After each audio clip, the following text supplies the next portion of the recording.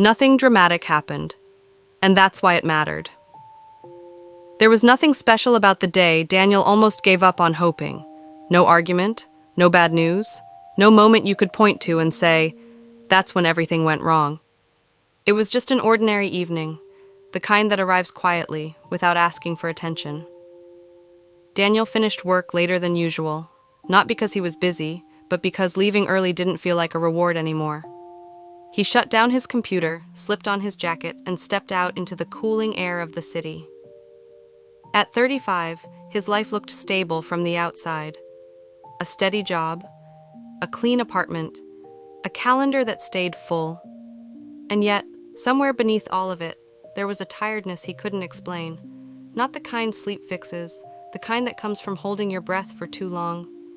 He walked the same route home every evening, past the bakery that closed just before sunset, past the small park tucked between two apartment buildings, past the same bench near the path, where an elderly man sat most nights, scattering crumbs for the birds.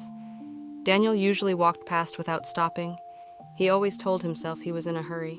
That evening, he wasn't. He slowed down, then stopped. The man nodded politely, as if Daniel had always been there. The birds gathered without fear, hopping close, patient and unafraid. Daniel sat down on the bench. They didn't talk much, just a few words about the weather, about how quiet the park felt after dark. Then silence. But it wasn't awkward.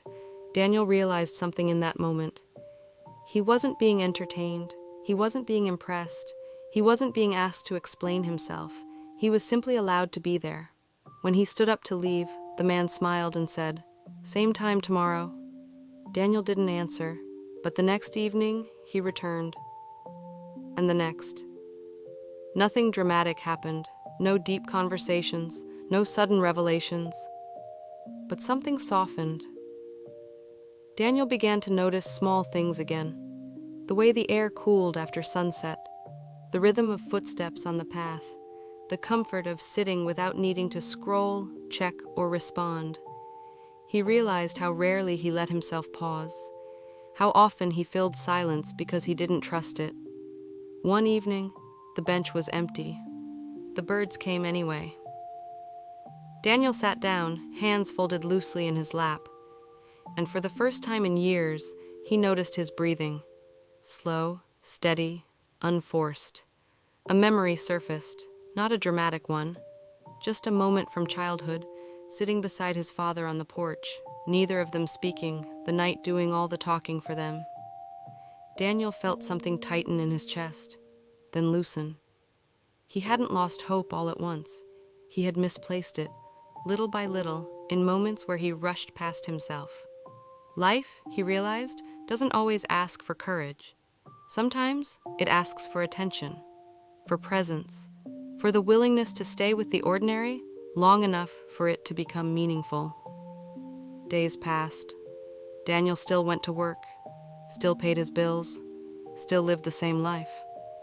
But the weight of it felt different now, lighter, somehow. Not because things had changed, but because he had. One evening, a woman sat on the opposite end of the bench. They didn't speak at first. Eventually, she said, "It's peaceful here." Daniel nodded. "Yes," he said, "it is." They didn't exchange names. They didn't make plans. They just shared the quiet. And Daniel understood something deeply important. Connection doesn't always arrive loudly. Sometimes it sits beside you and waits. If you're listening to this and nothing dramatic is happening in your life right now, that doesn't mean nothing matters. It might mean you're closer than you think. This is Quiet Evenings, a place for stories that don't rush you, stories that don't demand answers. If you felt a little calmer listening to this, you're not alone. You're welcome to stay. And if you'd like more moments like this, subscribing is simply a way of saying, "I'm choosing to slow down. We'll be here."